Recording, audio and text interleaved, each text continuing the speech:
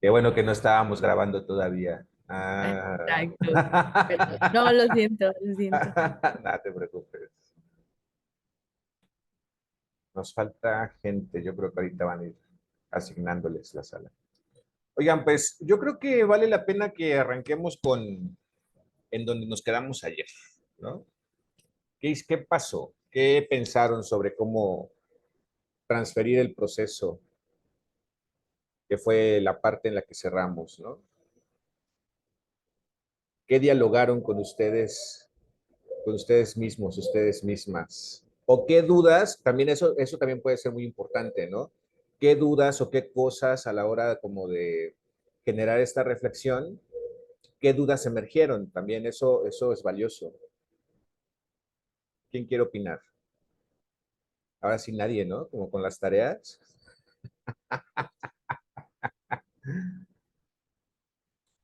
¿De veras nadie? He fracasado.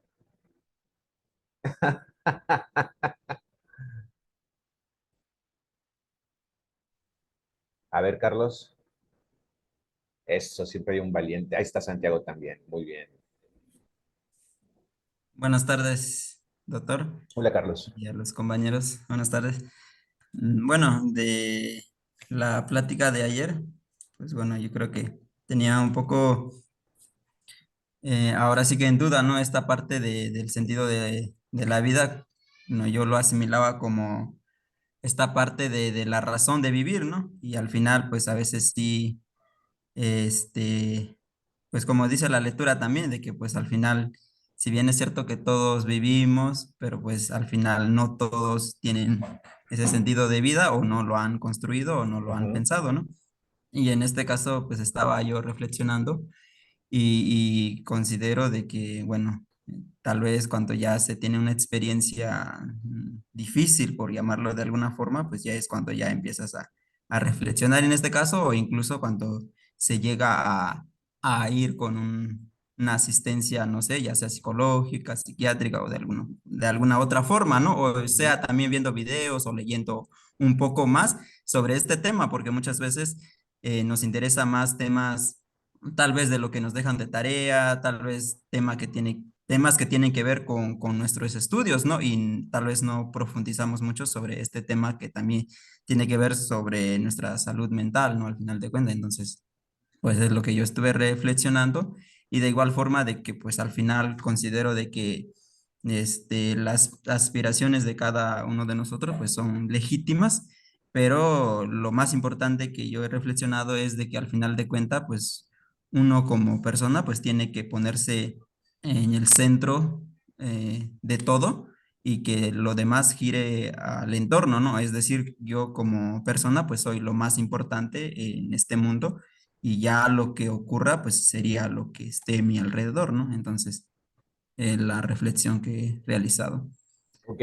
Fíjense, creo que Carlos dijo varias cosas interesantes, pero quiero partir con, necesito que en sus mentes rompan con este sesgo de que hablar del sentido de la vida o de la felicidad pertenece a una dimensión y que hablar de ética y liderazgo aplicados a una organización, por ejemplo, pertenecen a otra dimensión. O sea, necesitamos que digamos que yo ayer utilicé el término transferir, pero imaginen que lo que estamos buscando es que permee, o sea, que todo esto que hemos platicado, que no solamente es una cuestión, o sea, qué bueno si se están alimentando de esto en el sentido personal y les está haciendo cuestionar sus propios sentidos de la vida, ¿no? Qué bueno que la clase está logrando eso. Pero necesitamos que esto lo puedan llevar, tengan la capacidad de llevarlo a un espacio laboral y a un espacio en donde ustedes son tomadores y tomadoras de decisiones. Hacia allá es hacia donde lo queremos llevar, ¿no? Ahora, creo que por lo menos a mí, y también dejo la pregunta ahí en el aire, después de haber escuchado a Carlos, la inquietud que me viene a la mente es, ¿existe entonces más de un sentido de la vida que pudiera llevar a cabo una persona, ¿no? Y a lo mejor por ahí podemos tener claves. Te escuchamos, Santiago, adelante. Sí, buenas tardes. Eh, pues yo creo que la pregunta que nos hizo no era cómo, cómo trasvasar ese sentimiento, ¿no? Tan complejo o ese estado que llamamos felicidad a las administraciones públicas, ¿no? Me imagino que a los trabajadores y, ¿por qué no también a los ciudadanos en esa conexión que tenemos con las administraciones públicas, ¿no? Y también apuntando lo que nos comentaba de reinventarnos, ¿no? Salir de esos caminos ya preestablecidos, pues cómo hacer que la gente que trabaja en las administraciones públicas llegue a ese estado. Para empezar, como dije ayer, creo que la felicidad no es, aunque venga marcada como un objetivo o un plan de vida o como lo queramos llamar, realmente la felicidad o lo que yo entendí, lo que también creo, es que se da en el transcurso de.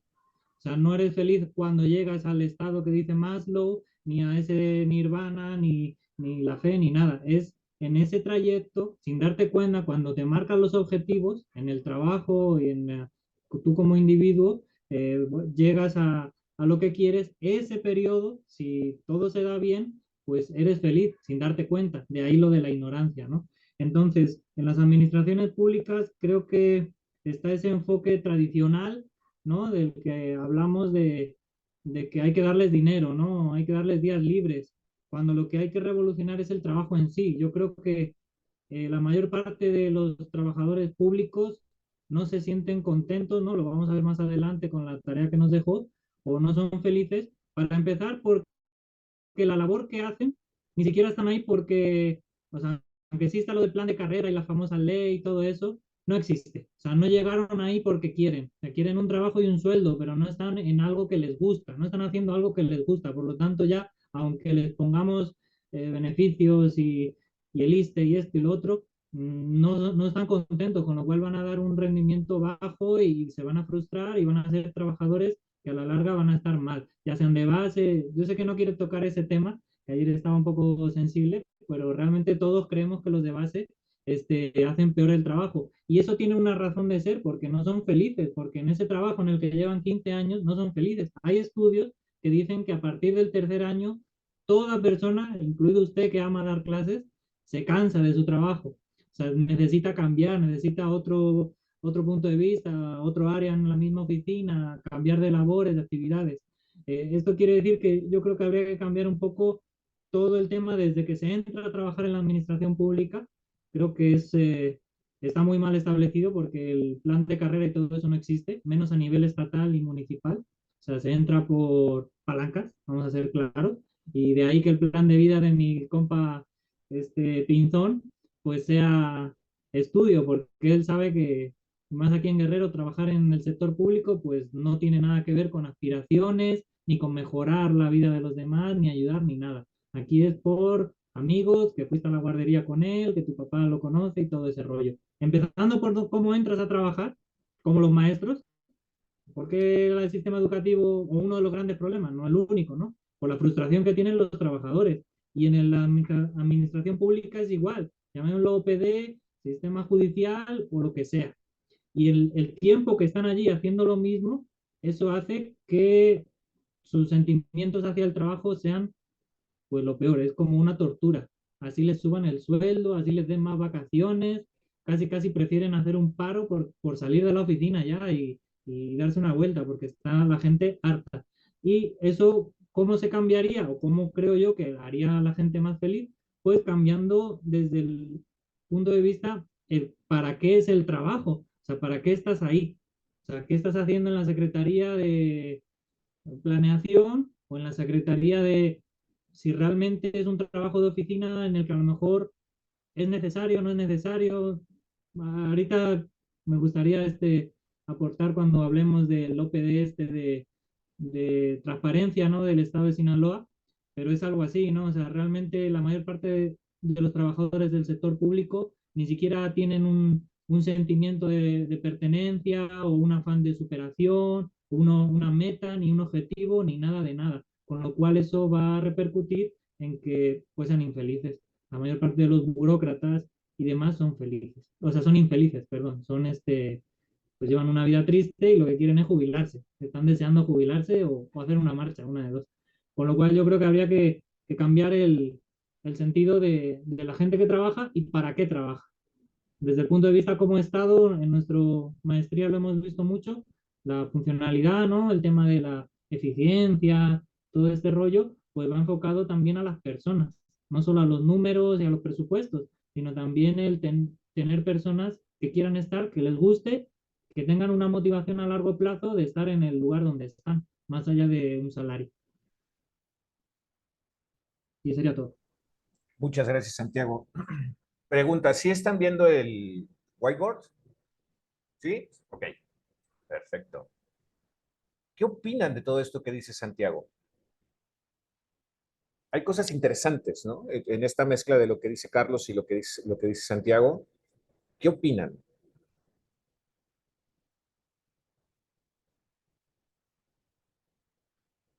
Adelante, Edgar. Buenas tardes a todos, compañeros. Efectivamente, el tema del,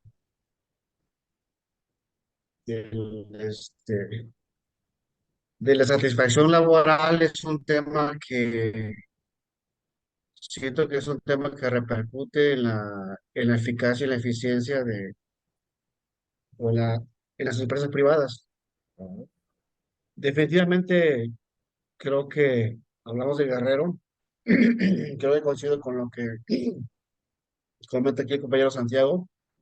Eh, la forma de cómo ingresas, la forma de cómo llegas a ocupar un puesto, es un tema que la verdad que es muy extremo, porque si vemos cómo están las administraciones públicas, qué tipo de persona tenemos, que, y bueno, eso es lo que se ve físicamente, pero realmente no sabemos qué piensa y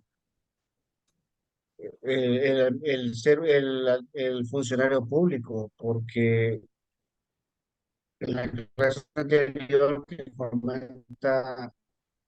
comentó usted que se tienen que cuidar las emociones, yo creo que eso es parte de que jamás nunca cuidamos, porque en el reflejo y en el resultado de nuestras acciones o funciones, que no se ve claramente el resultado, o sea, no se ve cuantificado o cuantificable el resultado. Entonces, la verdad que yo vi ahorita un ejemplo en el servicio social que realizamos hace 2, 3 meses con una compañera vecina que estaba en Contraloría y que se me acercó y empezó a platicar conmigo.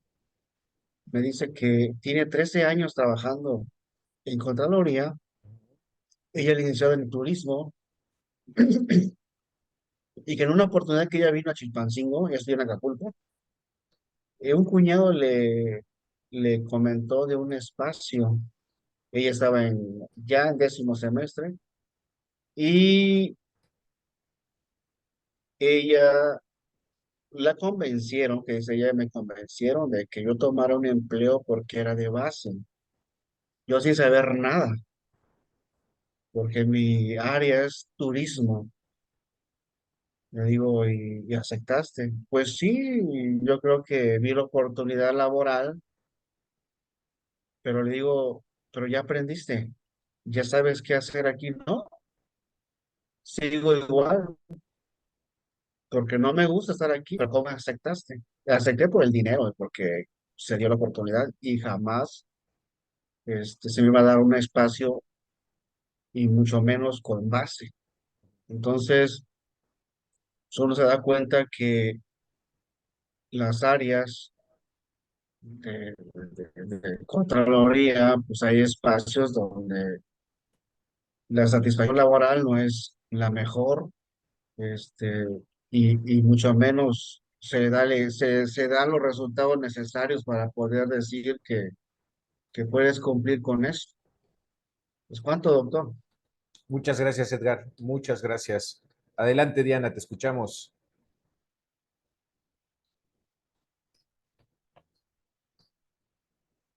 Hola, sí, buenas tardes.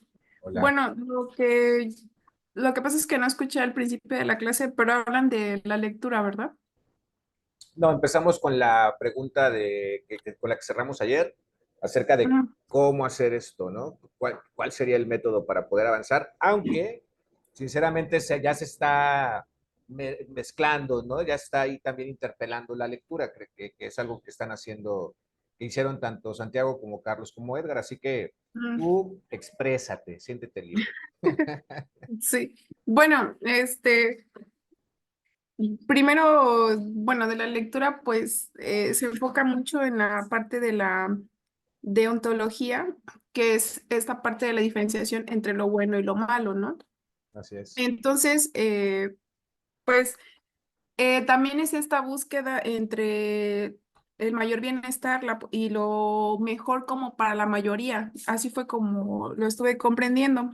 Pero para no desviarme como de esa parte de la pregunta, bueno, viene a mi mente porque recuerdo mucho que cuando hice mi examen de oposición de la licenciatura, me preguntaron los principales autores de la nueva gerencia pública, ¿no? Y creo que es a lo mejor esta parte que nos hace falta complementar, ¿no?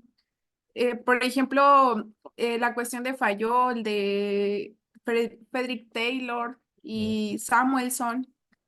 Entonces, yo considero que es que ver las raíces de los problemas en la administración pública no es tan fácil como decir que existe una falta de motivación, ¿no?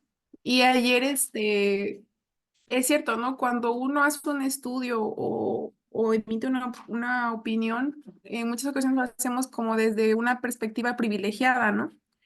Y cuando estamos adentro nos damos cuenta como de todas esas necesidades que existen, ¿no? Yo creo que si hiciéramos como en este momento un árbol de problemas, donde viéramos las raíces de los efectos en la administración pública, veríamos que son problemas multifactoriales, ¿no? Claro. Tan solo en Guerrero, o sea, no podemos echarle la culpa a que haya únicamente una falta de motivación en el trabajo, ¿no? También, por ejemplo, ¿qué podemos decir de los bajos salarios, ¿no? ¿Qué es lo que te lleva a los bajos salarios en los ayuntamientos? Podemos decir también, pues sí me atrevo a decirlo, ¿no? El bajo nivel educativo que existe. También esta cuestión de que, ¿qué porcentaje? No lo tengo presente, pero me dio duda, ¿no? ¿Qué porcentaje de la población ejerce de acuerdo a lo que estudió, ¿no? O sea, ¿qué oportunidades laborales existen?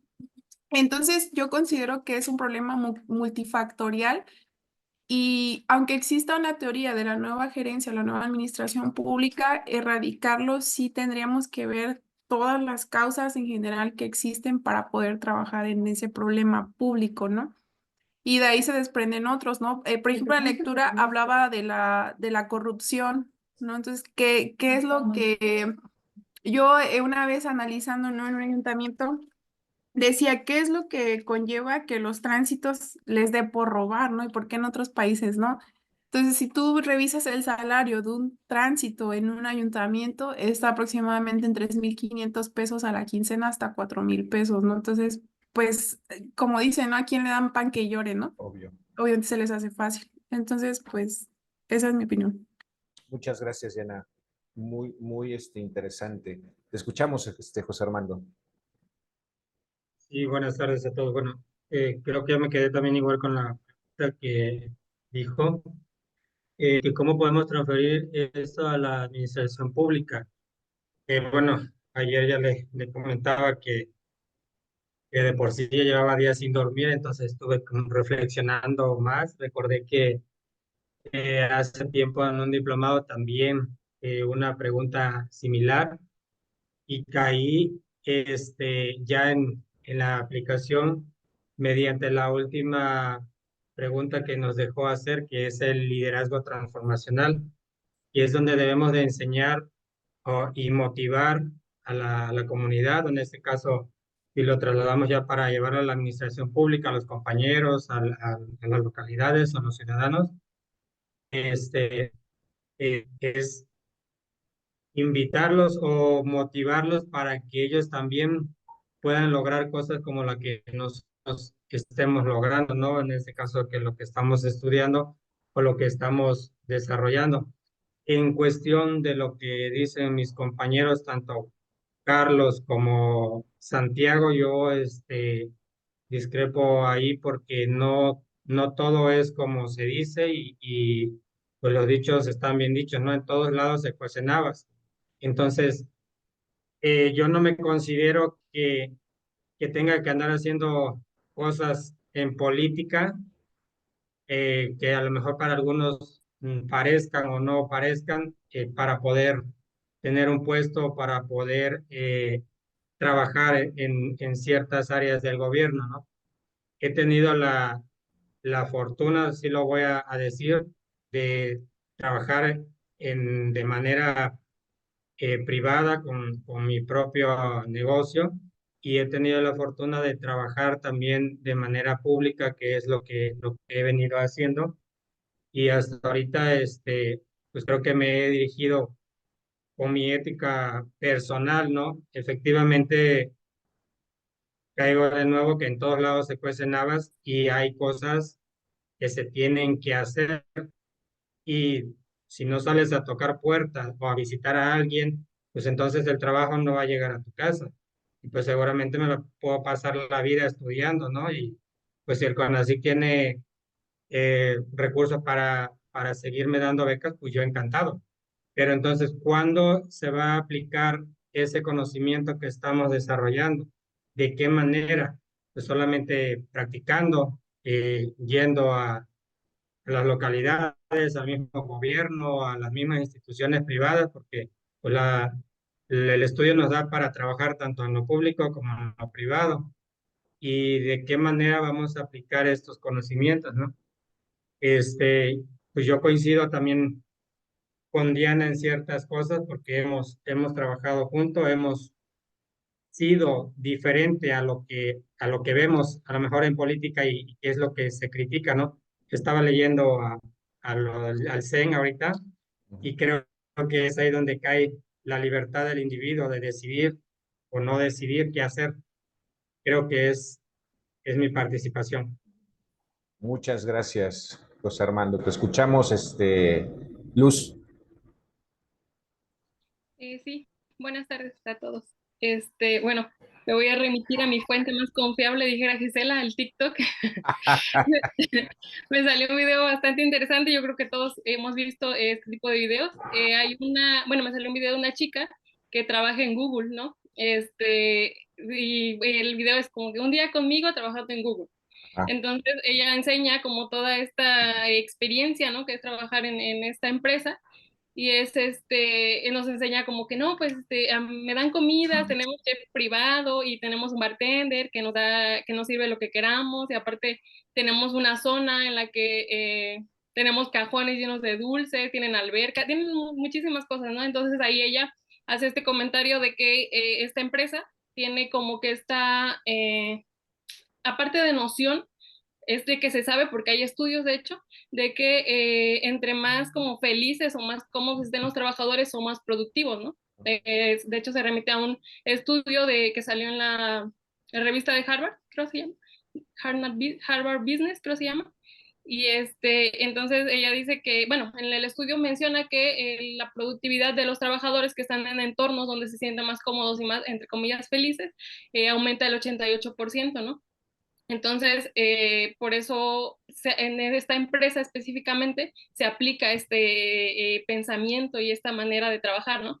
A lo que, bueno, ayer entramos en debate, no sé si se resolvió, no sé si no se resolvió, el hecho de que si la felicidad es individual, si la felicidad es colectiva, unos compañeros decían la felicidad es individual, depende de ti, otros decían no, si es colectivo porque la vida en sociedad y tal. Yo siento que es un todo, porque sí viene esta parte de la felicidad individual, que es la autorrealización, el que yo me sienta bien conmigo mismo, el que yo tenga cosas, cuestiones personales que me hacen ser feliz, pero también la vida en sociedad y el hecho de que somos seres sociales influye, ¿no? Hay un estudio que se hizo, me parece, en Dinamarca, en el que se llegó al resultado de que si las personas están en un entorno donde los demás son felices, tienden a ser más felices, ¿no? Entonces, si la de felicidad es individual, entonces, ¿por qué influye que los demás sean felices en la felicidad de las personas? Es a lo que voy, ¿no? También lo relaciono un poco con el estudio del estado de Sinaloa, de la satisfacción laboral, porque ahí igual analizan esta parte como un todo, ¿no? De un lado está como el trabajo en equipo, el relacionarse con las personas y esta conexión, digámoslo así, y por otro lado ya analizan más variables cuantitativas como son el salario, el tipo de trabajo en el que se encuentran los trabajadores, como que las horas de trabajo y todo este tema más cuantitativo, ¿no? Entonces, si se hace como una doble, como en doble sentido y se analiza como un todo, ¿no? La felicidad tanto individual como la colectiva. Y esa es mi participación. Muy bien, muchas gracias, Luz. Oigan, ya que viene, ya está saliendo el último texto a colación, quisiera hacerles una pregunta. Este texto obviamente nos plantea una situación en donde hay una relación entre la satisfacción, no plantea el autor cuestiones de felicidad, sino más bien de satisfacción, y la cuestión de la productividad. ¿Ese consideran ustedes, es el abordaje correcto para poder guiar a la administración pública? ¿Qué opinan al respecto? ¿Es la forma adecuada de pensar la solución de los problemas de la administración pública? ¿Qué opinan? Sí, Edgar. Desde mi experiencia, sí. Sí. ¿Por qué? Porque debes tener el perfil adecuado para poder ejercer el puesto, saber que te reconocen por tus cualidades, por tus capacidades,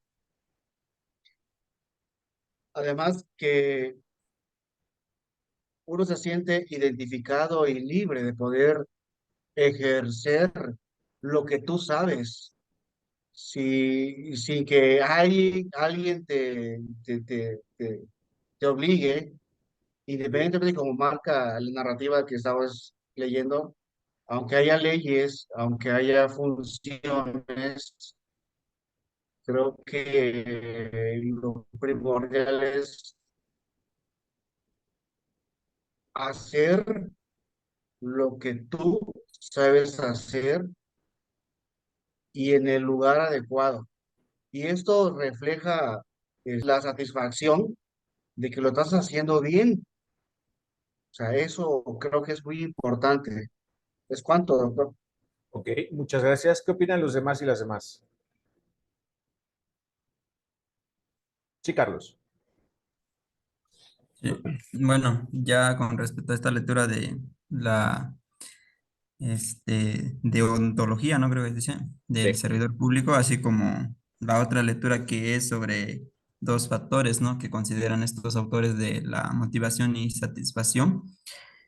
Eh, pues al final de cuenta, ya el segundo estudio toma varios factores, al menos como 7 factores, ¿no? Que toman, porque por cada variable que están analizando, pues ya van midiéndolo por sus respectivas dimensiones, ¿no? Y pues, si bien es cierto que todos estos son importantes, sí, pero los mismos autores indican que al final también la gestión pública pues tiene muchos retos y desafíos, ¿no? Porque sí, la administración pública puede que les ofrezca todos estos factores, pero al final de cuenta, si la estructura y la cultura organizacional no, que sería como el medio en el que trabajan, pues no les permiten desarrollarse, pues difícilmente se pueda cumplir esto, ¿no? Porque indica ahí de que hay cosas, por ejemplo, la corrupción, Ujú. de que puede que te paguen bien, puede que te traten bien, puede que ya se cumplan todos esos factores que indican los autores, pero al final también los servidores públicos tienen que tener este concepto, ¿no? Que dicen ellos que es como hacer internalizar, es esto de la conducta ética y todo eso, que al final es asimilarlo a sí mismo, de decir, no está una cámara que me está viendo y pues pues entonces voy a robar. O nadie me está vigilando, entonces voy a robar, sino que al final de cuentas, pues ahí está este tema de libre albedrío, de la toma de decisión desde lo racional, ¿no? Pensarlo que tanto te puede beneficiar a ti como persona y qué tanto estás afectando a otros por hacer eso, ¿no? Entonces, también aclarar eso, ¿no? De que en un principio estaba comentando sobre un tema personal, de lo que yo estaba reflexionando y pues nunca mencioné la administración pública, porque igual en la licenciatura, nosotros en la ciencia política nos hacían pensar mucho desde un ángulo de investigador y nos decían de que nosotros no estamos preparando a ustedes para que sean políticos, sino para que sean analistas. Claro. Entonces, como que me fui mucho de ese lado y ahorita estoy viendo que en esta maestría nos están enfocando mucho pensar como ya un servidor público, o sea, como ya un gobierno ya. Y entonces de estas dos formas, pues te nutre y al final es muy difícil, ¿no?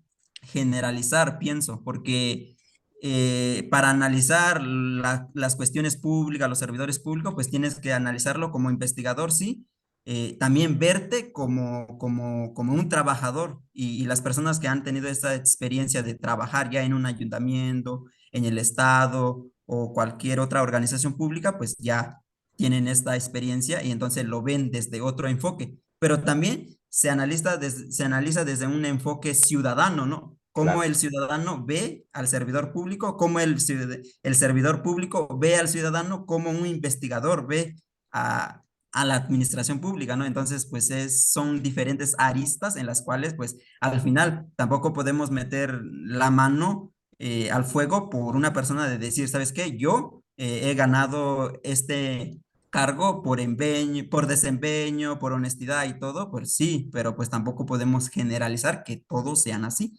Así Sí. también no podemos generalizar que todos roban o que todos son honestos, ¿no? Al final de cuentas, creo que ahí radica de la toma de decisión de cada persona, ¿no? Entonces, estos factores sí son muy importantes y todo, pero al final esos mismos autores concluyen de que esta ética profesional, pues es algo que uno debe ser interno en la toma de decisiones. Y bueno, Muy buena reflexión esta del final, Carlos. Muy buena reflexión. Bien. Betty, te escuchamos. Bueno, la verdad me perdí un poquito. Ya me confundí un poco. Pero quisiera abordarlo también desde mi cuestión personal, ¿no? Por la cuestión de la motivación y de la productividad, que al final es de lo que se trata, sobre todo en administraciones públicas. Bueno, los compañeros saben que yo tengo, vaya, un trabajo burocrático de base. O sea, yo soy de estos trabajadores de base. Reciente, pero lo soy. Ah, de las que no Es hacen nada.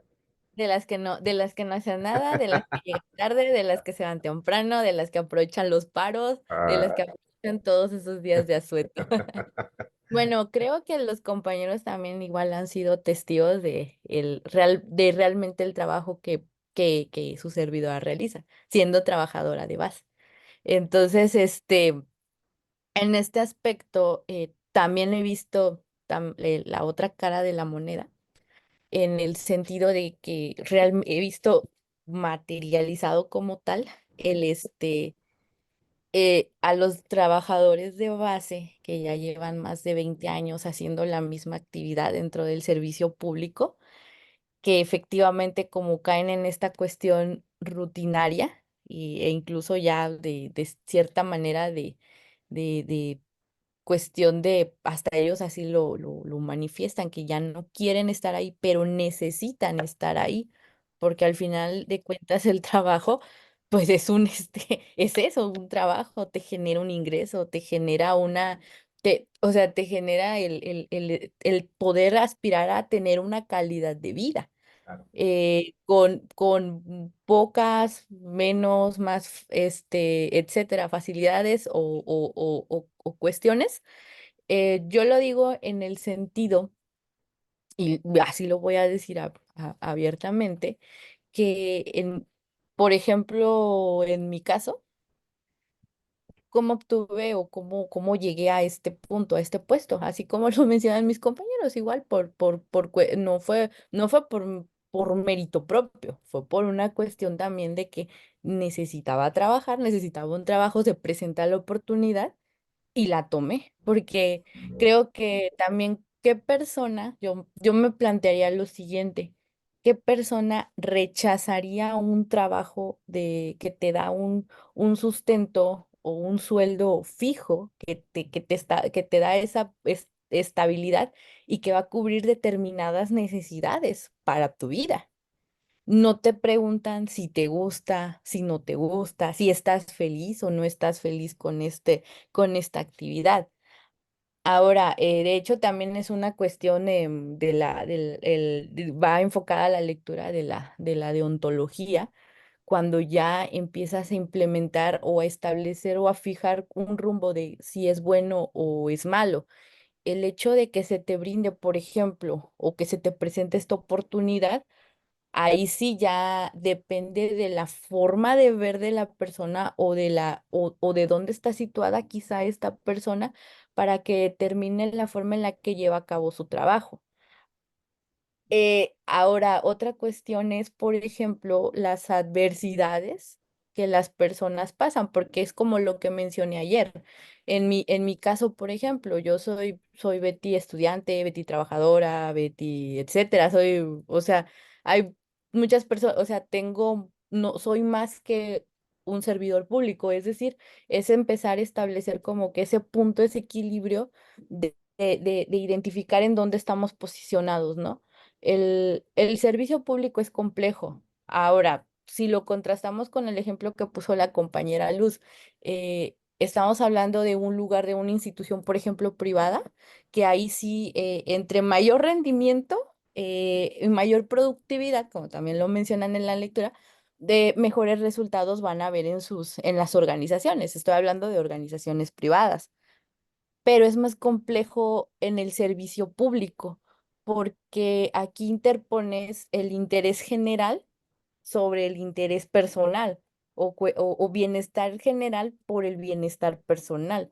¿Por qué? Porque sí, es cierto, es importante incentivar o motivar o hacer más productivos a los trabajadores, pero o sea, te enfrentas a dos cuestiones. ¿Cómo hacerlos más productivos y que tomen conciencia de la naturaleza del servicio público cuando ellos también están pasando o el trabajador, siendo una persona, pasa por ciertas complejidades? Y ahora, de cierta manera, en el momento en el que entran a trabajar, dejar un poquito de lado esas complejidades para poder realizar tu actividad y ser productivo o resolver una situación pública, urgente en este caso, como servidor público. ¿Y cómo vas a motivar en este caso, a tu entorno de trabajo, a las personas que están en tu entorno laboral, para poder concientizarlos de cierta manera? Digo, eso, para mí eso es algo que sí me causó ese dilema y que desde ayer me quedó todavía como que esa cuestión, ¿no? Porque creo que ahí está precisamente para mí es la génesis del problema y que se enfrentan todo el servicio público y todas las administraciones públicas, la visión, la percepción que tienen cada una de las personas que integran el servicio público, que realmente cuando nos convertimos, por decirlo así, en servidores públicos y cuando también tenemos que darle atención a nuestras necesidades. Ahí es donde considero que está, para mí al menos, esta génesis del problema, ¿no? Porque, claro, como, a mí como trabajadora, qué padre, ¿no? A mí me gustaría que en mi entorno de trabajo, pues así estuviéramos, ¿no? Afortunadamente, yo en mi entorno de trabajo he encontrado otros factores quizá que me motivan, que no son propiamente directos del servicio público que brindo, pero, pero al menos a mí sí me satisfacen y me ayudan a hacer mejor mi trabajo. O a eso yo es lo que he desarrollado. Ahora, esto es lo que pienso ahorita. No sé qué mañana, pasado, dentro de 2, 5, 10 años, qué desafíos se me presenten quizá como persona y que eso pueda repercutir en mi actividad Y lo va a hacer. laboral. Y Claro. exactamente. Y entonces ahí tengo que volver como a fijar esta brújula, por decirlo así, de decir, bueno, yo estoy brindando un servicio público. eh, no sacrificar, porque no vamos a hablar de sacrificar, pero cómo encauzar, canalizar que en este momento uno está sirviendo o está haciendo esta actividad pública y por un momento establecer esa limitación, ¿no? O sea, yo quizás así lo veo. Ok, muchas gracias, Betty. Oigan, seguramente en sus clases de la maestría, muy probablemente en las metodologías o los seminarios que tienen que ver con sus proyectos de investigación, ustedes han escuchado mucho o lo han tocado esta cuestión de la epistemología, ¿no? O en alguna clase, en algún momento de su formación educativa, seguramente les han hablado mucho de la epistemología, la epistemología. Bueno, yo quiero felicitarles porque el día de hoy justo lo que ustedes lograron hacer fue cambiar su posicionamiento epistemológico. Quiero que noten cómo cuando empezó esta clase los discursos iban muy encaminados a es que la corrupción, es que el moche, es que, y muchas de estas palabras emergían de sus participaciones. Hoy sus participaciones están más dirigidas a cómo servidor público pasa esto, lo que nos decía Betty, ¿no? Acerca de estoy compuesta de múltiples dimensiones, ¿no?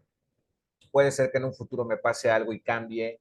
Lo que decía Edgar acerca de, pues yo me quiero desarrollar, ¿no? Yo quiero poder aportar, yo quiero poder tomar incluso decisiones. Todo esto que hablaba Carlos acerca de, yo como trabajador también estoy buscando espacios, ¿no? Y también estoy siendo influenciado por lo que está sucediendo. Todo esto, o sea, todo esto que todos y todas hicieron comentarios, quiero que ustedes valoren cómo cambió su forma de pensamiento y cómo están construyendo de manera diferente la problematización. Eso, jóvenes, eso es la epistemología. Y hoy hay un gran logro entre ustedes y entre su pensamiento, la plasticidad de su pensamiento. Esto no es fácil. De hecho, muy poca gente que ya es investigador o investigadora puede hacerlo, ¿eh? Bueno, voy a decir que así de fácil, pero a lo mejor no fue tan fácil, a lo mejor sí se quebró ahí la cabeza un ratito, ¿no? Como decía Armando, yo todavía me puse a leer del liderazgo transformacional, o sea, sí estuvo adquiriendo más información, o sea, tiene un proceso, ¿no? De construcción. Entonces, bueno, partiendo de ahí, yo quiero platicarles, mejor dicho, explicarles este pequeño diagramita que armé, este organizador gráfico que armé, solo de lo que ustedes estuvieron diciendo, ¿eh? Yo no metí gran cosa. A lo mejor manejé un poco los conceptos, pero es realmente todo de lo que ustedes estuvieron planteando. Fíjense, ¿en dónde nosotros tenemos un cambio de pensamiento? Justo cuando decía Santiago, a ver, la felicidad no es un lugar al que se llega, ¿no? No es un resultado que se logra, es un proceso. Y como todo proceso, está en perpetuo movimiento. Oigan, sí me escucho bien porque como que me atoro en la cámara, ¿no? Sí está funcionando bien. Ah, perfecto. Todo bien, doctor. Excelente. Está en constante movimiento, es un proceso, está en transformación, ¿no? Entonces no podemos pensar en la felicidad como algo a lo que, ya llegué, ya soy feliz. Y antes de eso fui infeliz. No, la felicidad está en el camino, está procesándose, está justo en cómo se va llevando a cabo mi proyecto de vida. Y como decía Betty, ¿no? Como el día de mañana, en 14 años, pasa algo y ese proyecto de vida se adapta.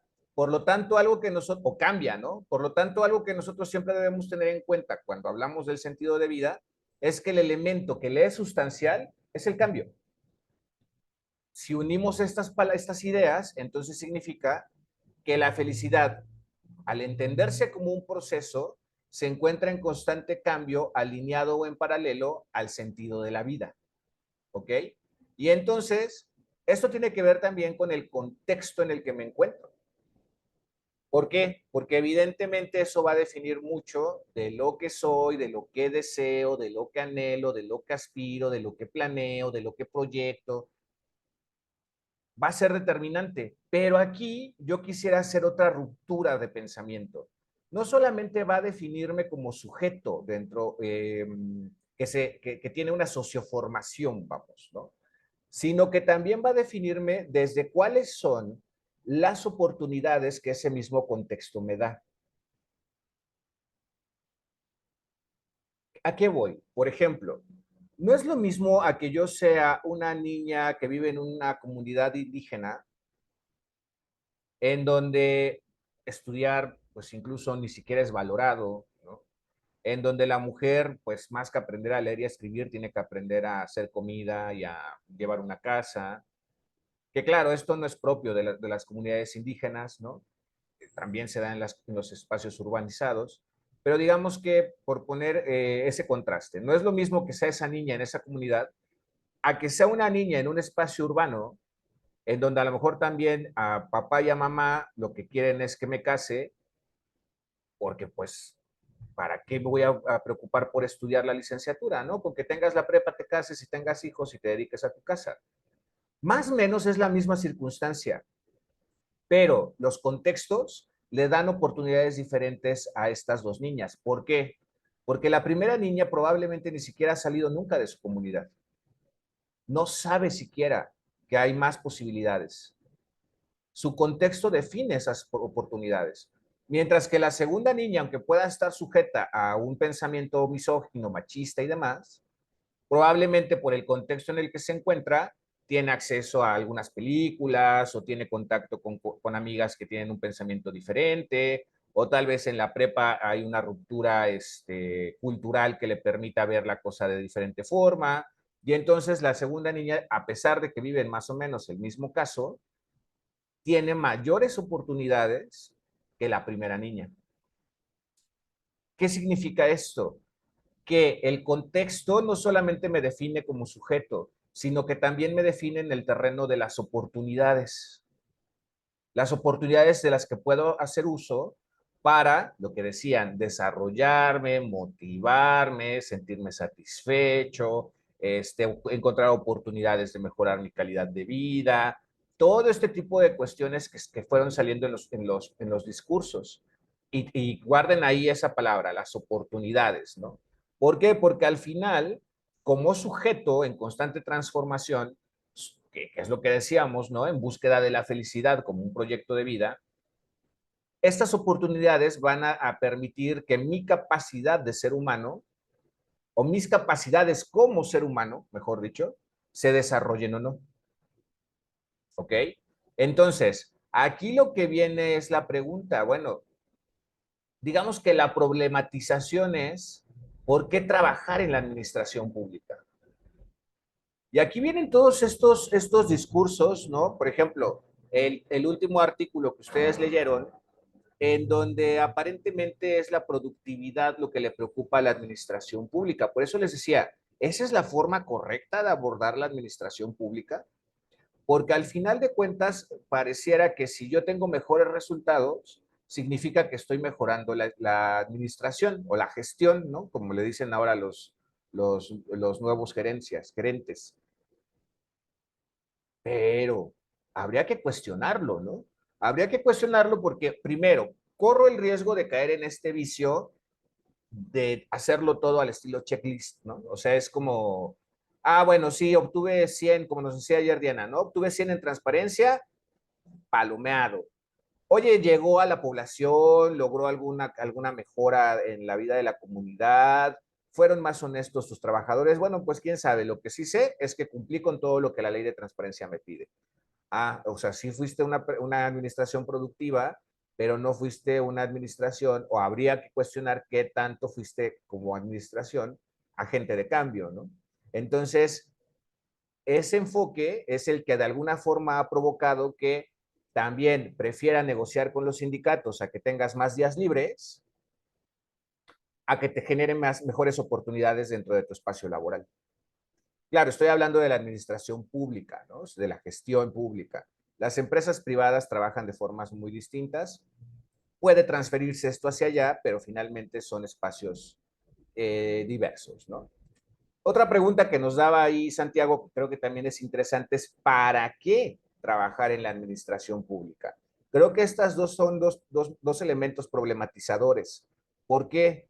Porque si esto logramos obtenerlo, y se acuerdan que ayer decíamos, ¿no? El paso uno de poder hacer o generar estos cambios, pues es saber qué es lo que quiere la población. Entonces, si yo puedo encontrar estas respuestas, ¿por qué trabajas en la administración pública y para qué trabajas en la administración pública? Yo puedo tener dos discursos de contrastes muy interesantes, ¿no? Y entonces, aquí debe estar la raíz del problema. Ahora, siguiendo lo que ustedes estuvieron comentando, perdón, yo entiendo que entonces la raíz del problema está en la libertad, en las libertades individuales y colectivas. ¿Por qué? ¿Por qué trabajo en la administración pública? Porque es una oportunidad para satisfacer mis necesidades. Significa entonces que no has tenido la libertad para dedicarte a lo que tú desees. ¿Por qué trabajo en la administración pública? Porque necesito pagar mi renta. Significa entonces que no has tenido la libertad para generar ingreso desde donde tú desees. ¿Para qué trabajar en la administración pública? Para tener seguridad social. Significa que es un derecho al que no puedes acceder si no estás en un espacio como este. ¿Qué significa esto? Que el Estado indirectamente, o mejor dicho, directamente, pero de forma implícita, ¿no? Está vulnerando nuestro conjunto de libertades, lo que provoca que nosotros estemos entrando a espacios que no son realmente los que decidimos, los que deseamos, y por lo tanto no tenemos la libertad de de ejercer el libre albedrío. ¿Me explico? Entonces, ¿qué es lo que está sucediendo? ¿De dónde viene la mayor insatisfacción del ser humano? De no tener la capacidad de decidir sobre su vida, ¿no? ¿Por qué? Porque entonces yo no puedo decidir ser feliz, porque yo no puedo decidir si cambio, porque me tengo que mantener 20 años en esta oficina para poder pensionarme, ¿no? Y porque mi contexto así me ha determinado mis oportunidades. No, ni siquiera veo la posibilidad de irme a otra empresa o de abrir un despacho como freelance. No lo veo. ¿Por qué? Porque en mi contexto estas oportunidades no, ni siquiera están, ¿no? Entonces, por ejemplo, un día platicando no recuerdo si era un coloquio que era, pero una persona decía, es que no es posible que las mujeres que vienen de comunidades prefieran, siendo muy jóvenes, prefieran estar en una esquina vendiendo artesanía, arriesgando a sus hijos en la esquina, a tal vez trabajar en una casa haciendo limpieza, ¿no? Siendo trabajadoras del hogar, en donde pueden tener tal vez mayor seguridad, mayor certeza jurídica, etcétera. Y entonces, claro, la reflexión a la que llegábamos es que ni siquiera se da cuenta que tiene esa oportunidad. No es algo que se le pueda adjudicar como responsabilidad, ¿no? Y como decir, es que ¿por qué no lo hace? Porque claro, tú lo estás viendo desde los privilegios que te han permitido desarrollar tu conciencia, pero esa mujer probablemente ni siquiera ve que la posibilidad o exista la oportunidad de que alguien la reciba para tener este otro tipo de trabajo, ¿no? Entonces, a eso va con esta situación de las oportunidades y el ejercicio de las libertades, el ejercicio de la toma de decisiones. Y tomen esto como otro punto clave, ¿ok? Decíamos, un primer punto clave está acá, en entender a la felicidad como un proceso en constante cambio y luego el que existan oportunidades para poder lograr la mejora o el desarrollo de las capacidades de las personas. Y otro punto clave está acá, en el ejercicio de las libertades. ¿Ok? Ahora, ¿qué sucede? Cuando estos problemas o este conjunto de problemas, porque creo que lo decía Diana, es multifactorial, o Luz, no recuerdo, es multifactorial y todo, yo diría que más que multifactorial, bueno, a la par de ser multifactorial, es multidimensional, porque todo está sucediendo al mismo tiempo, ¿no? Esas causas no solamente es que sean varias, sino que están incidiendo en el problema al mismo tiempo. Y entonces, ¿qué sucede? Estas definen a la comunidad. ¿Por qué? Porque entonces la expectativa que tu comunidad tiene, o sea, alguien que, por ejemplo, en tu comunidad le va muy bien, es porque está trabajando en el gobierno y tiene una plaza, como en el caso de Betty. Betty ya debe ser de las millonarias de la ciudad, ¿no? De las acomodadas, de las chicas nice. Dios lo oiga, doctor. No, es No, que pero, apenas empecé, todavía no. todavía no, pero No, ya que me faltan como 15 o 20 años para llegar a hacerlo. llegar. Oye, no, ya que empiecen a llegar los moches, vas a ver. Ándale, cuando vean. Ahí ya, Exacto. pero gracias a eso, no gracias a mi salario que viene en mi La talón de nómina, sí. Oigan, pero a lo que voy es a que al final la comunidad pone expectativas sobre su población. Entonces, cuando en la familia, no sé si alguno o alguna te dio la experiencia, ¿no? Pero cuando en la familia dicen, no, es que tú búscate una plaza para que tengas seguro y que te vaya bien, y ya mira, así tu sueldo va a caer ya, segurito, ¿no? Jamás, o pocas veces vas a escuchar a alguien, dentro de ciertas comunidades, por supuesto, que te digan, estudia un posgrado, y así con tus posgrados te va a ir muy bien. Al contrario, entras a internet y ¿qué es lo que encuentras? Los memes de, no quiero salir al mundo laboral, me meto a estudiar el posgrado, como si fuera bien fácil, ¿no? ¿Cómo se ve que no sabe, no tiene ni la menor idea de lo que hacemos nosotros y por qué nos pagan? O menos te vas a encontrar a alguien que te diga, oye, ¿por qué no pones tu negocio de uñas? No, eso puede ser un buen futuro para ti. Lo que busca el ser humano es estabilidad. Entonces, hasta el momento y desde la década de los 70, digamos que la idealización de esa estabilidad está en el Estado benefactor, como este Estado que absorbe la mano laboral que no puede ubicar en los mercados productivos, ¿no?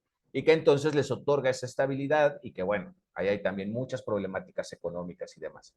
Pero bueno, esto solamente lo digo como un ejemplo de cómo estos problemas influyen en la comunidad al mismo tiempo que la comunidad influye en los problemas. ¿Por qué? Porque bajo estas circunstancias la comunidad también puede decir, bueno, pues si te pagan tan poquito, ¿no? Como dice Betty, no, pues es que por mi talón todavía no, lo que viene en mi talón todavía no soy millonaria ni estoy en la cumbre de las clases sociales. Pero aquí es justo en donde dicen, oye, pues mira, con todo lo que tú trabajas, pues acepta el regalito, no tiene nada de malo. Pues mira, te matas ahí en la oficina, tú sí le echas ganas. No es que tú seas mala persona, pero pues mira, una de cal por las que van de arena, ¿no? Entonces, la comunidad se empieza a transformar al son, ¿no? En congruencia con estas problemáticas que se están gestando desde acá. Y evidentemente esta interacción comunidad problemática, incluso yo podría decir, me voy a atrever a decir comunidad-estado, ¿no? Lo que están haciendo es fijar nuestra mirada sobre la otredad. Porque entonces, a ver, lo que yo hago y que es algo que ustedes han estado comentando mucho a lo largo de la sesión de ayer y la de hoy. Lo que yo hago es pensar en mí, mis necesidades, yo soy el que trabaja, yo soy el que se está fregando aquí, al que le grita el jefe, el que todo es para ayer, yo soy. Y eso hace que elimine la conciencia sobre la otredad, sobre las otras y los otros, sobre sus problemas, sobre sus necesidades, así como de la relación que yo tengo y del poder que tengo para ejercer sobre la vida de las y los demás, que esa es la parte de la intersubjetividad, ¿no? Cómo yo transformo al otro y cómo el otro me transforma a mí a partir de la mera interacción. Entonces, cuando pierdo esa conciencia de la otredad, cuando pierdo esa conciencia de la influencia de la intersubjetividad, simple y sencillamente lo que estoy haciendo es justificar mis acciones. Acuérdense que la base de la ética está en la conducta, ¿no?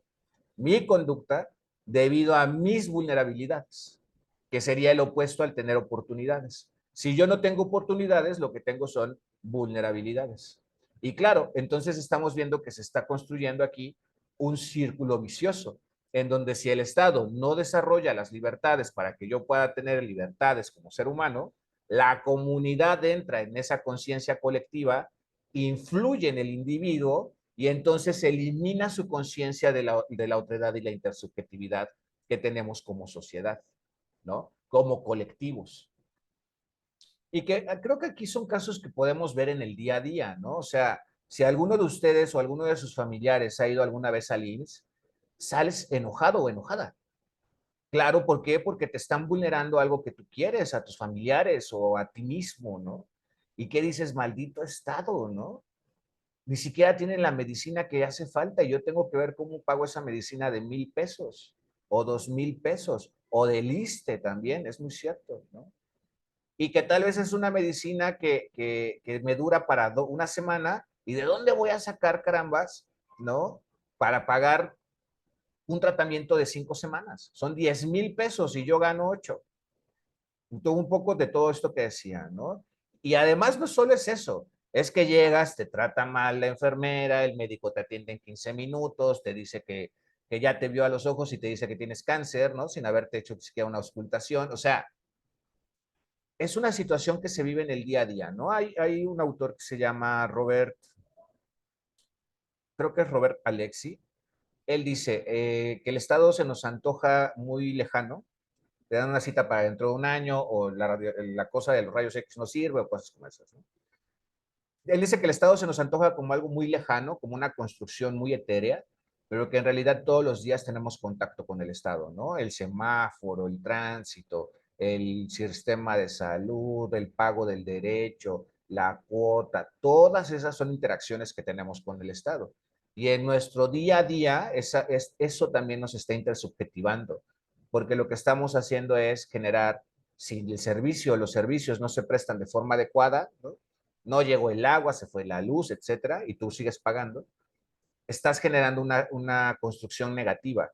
Y claro, cuando alguien te trata mal, ¿qué es lo que dices? Ah, pues me vale gorro, ¿no? Me puso el cuerno, se lo pongo yo también. Y el Estado nos pone el cuerno todos los días, ¿me explico? Entonces, ¿por qué debería o por qué le debería algo al Estado como sujeto, ¿no? Y entonces, fíjense la ruptura. La ruptura no es no sufras, Juan Carlos, ya llegará alguien más, no pasa nada. La ruptura es, yo le hago daño al Estado, yo le hago daño al Estado, pero no me estoy dando cuenta que al hacerle daño al Estado que me maltrata, no se lo estoy haciendo directamente al Estado, se lo estoy haciendo a la otredad, a la sociedad, a mi comunidad. No tengo esa conciencia. Y ahí vean, ahí hay otro elemento importante, conciencia. La conciencia del otro, sobre la otra, ¿ok? Entonces, en este espacio, ¿no? De la otredad y la intersubjetividad, llegamos a la pregunta de ¿qué cambiamos entonces? ¿Qué necesitamos cambiar en la administración pública? Pues seguramente serán muchas cosas, muchas ya las dijeron ustedes aquí, y aquí hice una breve lista. ¿Qué creo que necesitamos cambiar de acuerdo a lo que ustedes dijeron? El sentido de la vida en la administración pública. Hay que darle un sentido a ser parte de la administración pública de entrada. ¿Cuál es la razón de que yo esté aquí? A lo mejor no llegué con esa conciencia, pero necesitamos construir esa conciencia una vez que estás dentro, para que entonces entiendas, comprendas incluso, diría yo, para qué existimos, por qué existimos y cuál es tu función, ¿no? Como servidor o servidora. Necesitamos generar oportunidades dentro de la administración pública, oportunidades laborales que estén conectadas con esas libertades, que tu trabajador o tu trabajadora pueda ejercer sus libertades. Oye, ni siquiera tengo un espacio para salir a comer, digo, por lo menos en la empresa privada les dan 30 minutos, aquí ni eso, ¿no?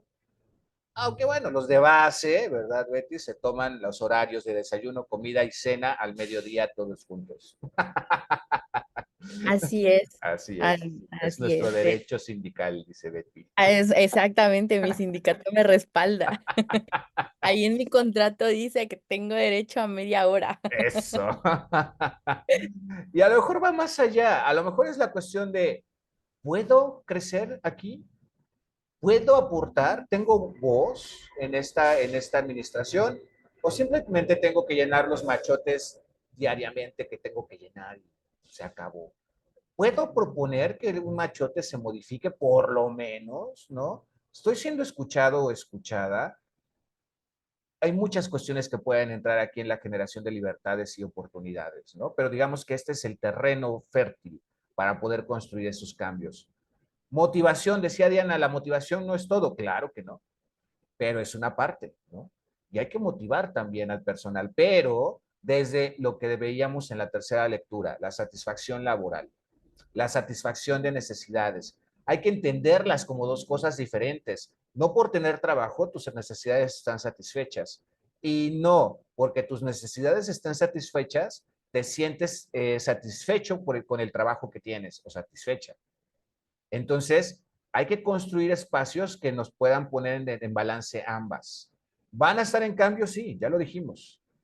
Pero necesitamos terrenos con libertades y oportunidades para que estas satisfacciones se generen.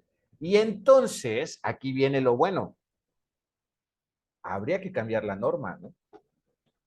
Habría que generar una deontología del servidor público que sea consciente de estos procesos de cambio y de transformación y que por lo tanto las normas internas también sean flexibles. Oye, fíjense, por ejemplo, yo una vez, yo trabajé en el Tribunal Fiscal de Justicia Administrativa, del Federal, y me acuerdo que recién llegando, muy recién llegando, fallece mi abuela materna. La verdad es que mi relación con mi abuela materna era muy cercana.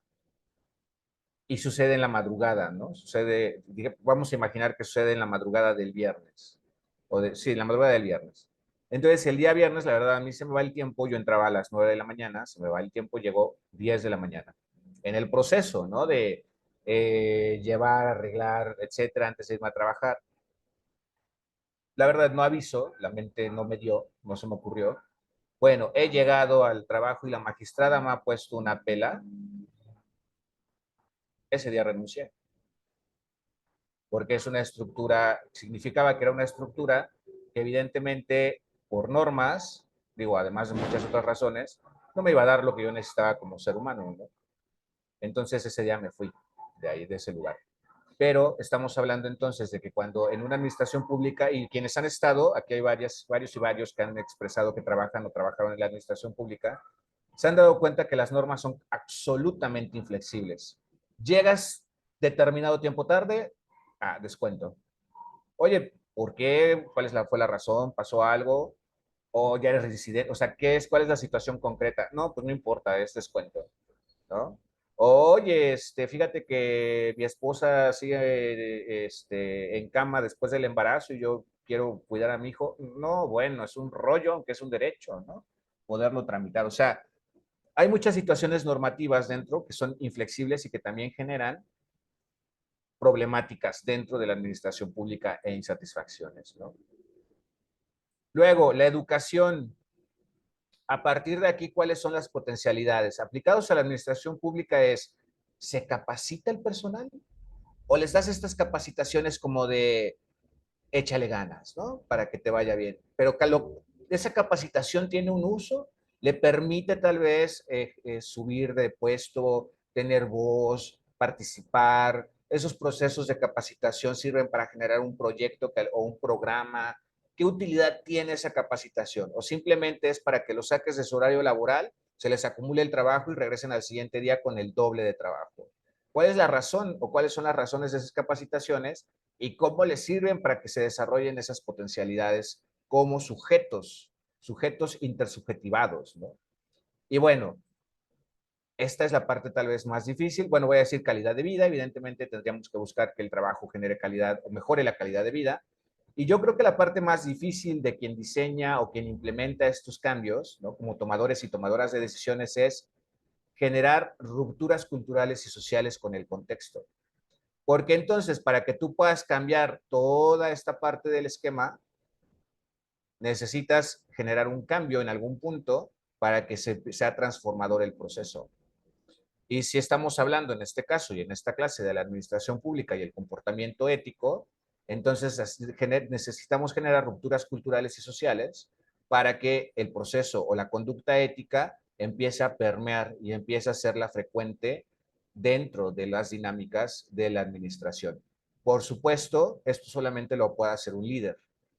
Por eso les decía, lean sobre el liderazgo transformacional. ¿Por qué? Porque quisiera que se dieran cuenta que existen más de un tipo de liderazgo.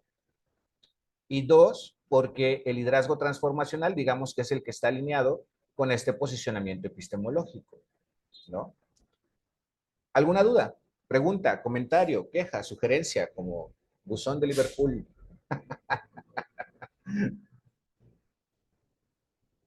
¿Qué les parece? Eso también sería bueno, escuchar realmente qué quieren los trabajadores. También eso es bueno. Sumamente bueno, sumamente bueno.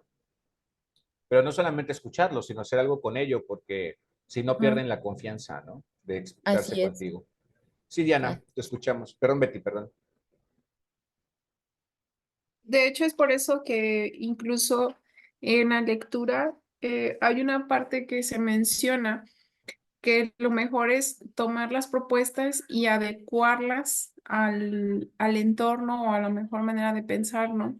Sí, Porque yo, es que ya en el momento en el que estás en el sector público, no es tan sencillo, ¿no? Como esta parte de ejercer un liderazgo, ¿no? O sí, no. sea, si tú agarras y ordenas, eres autoritario.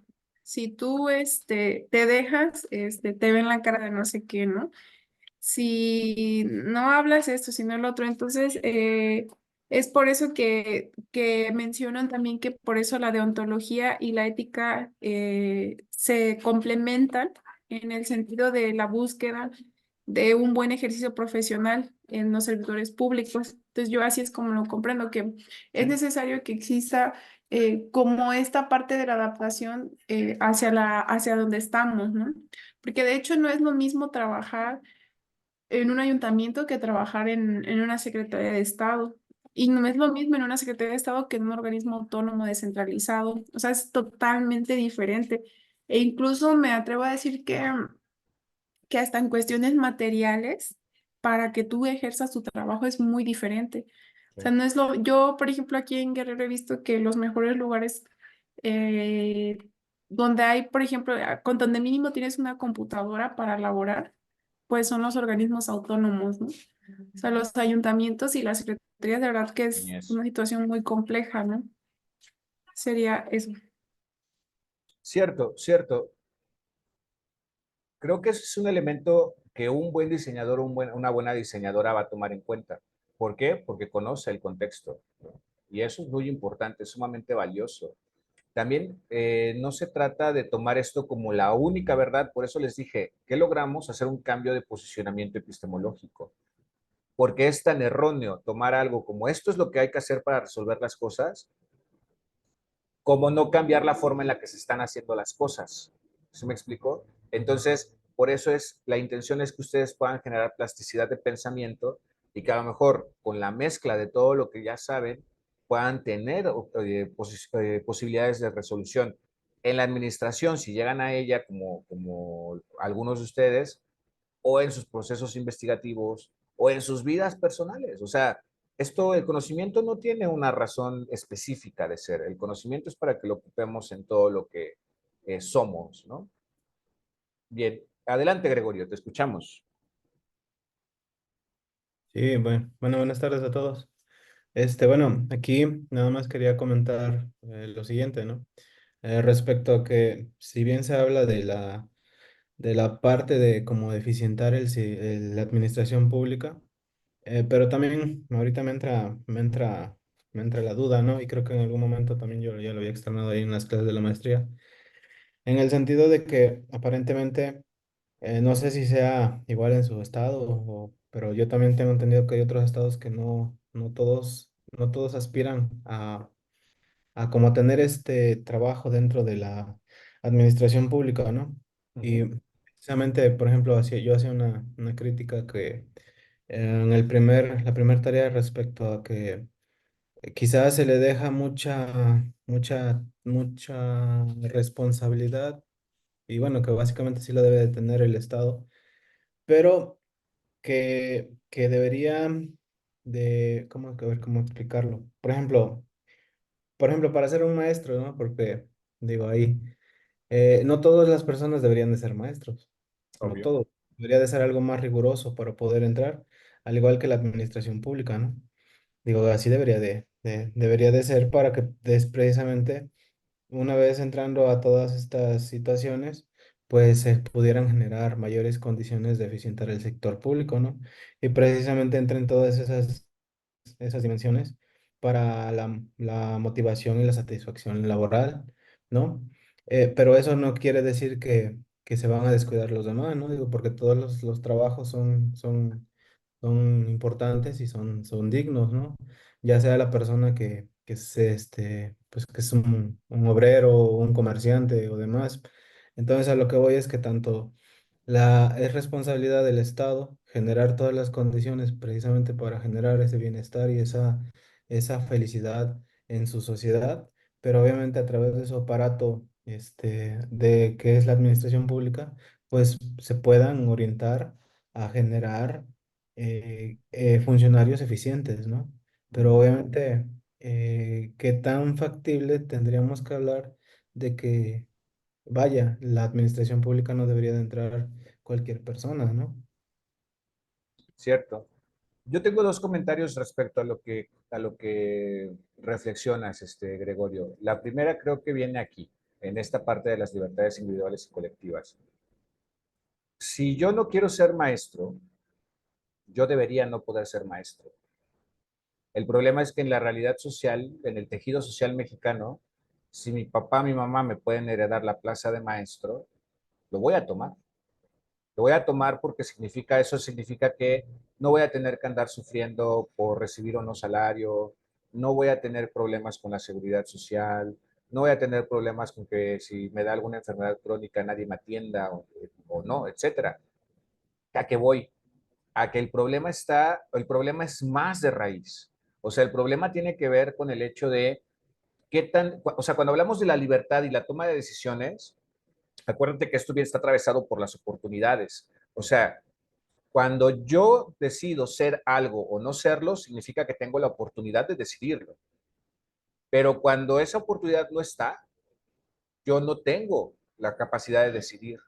Entonces, claro, en un país en donde tú puedes decidir formarte para ser profesional, es muy criticable el que tú quieras llegar a ser profesor si no es lo que quieres, porque tienes oportunidades de ser lo que tú desees.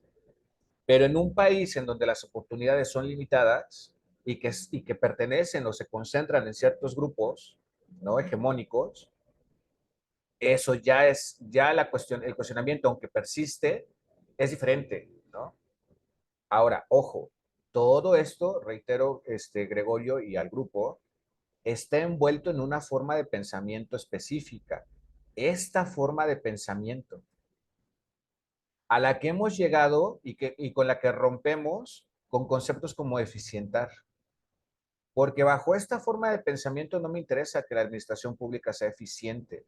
Lo que estoy buscando es que la administración pública genere oportunidades a los servidores y a las servidoras para que a partir de ahí se genere el proceso de transformación. Fíjense cómo es, digamos, si lo ponemos gráficamente, cuando yo busco la eficiencia de la dependencia, estoy buscando que a partir de la norma el trabajador haga lo que yo digo para que entonces genere el resultado que yo quiero. Y es una intervención que viene de arriba hacia abajo.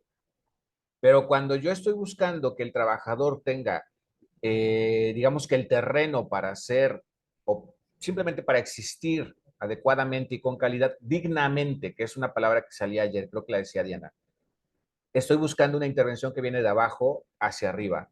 Por eso les digo, no tomen esto como la verdad absoluta. Las verdades absolutas no existen.